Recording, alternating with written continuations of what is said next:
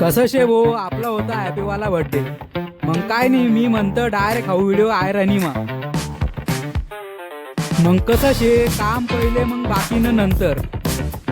मग काय गाडी हेंडालच निघणू ऑफिसले. गाडी पार्क करी आणि उनू ऑफिस. मग काय थोडं काम कर आणि तिथला मग डबा खावानी सुट्टी होईल. तर मग निघणू डायरेक्ट गिविंगने कॅन्टीनले. कसं शे भो जेवण इज इम्पॉर्टंट. मग याद ना भो आपली गाडीने पेट्रोलनी चावी राही जायला होती.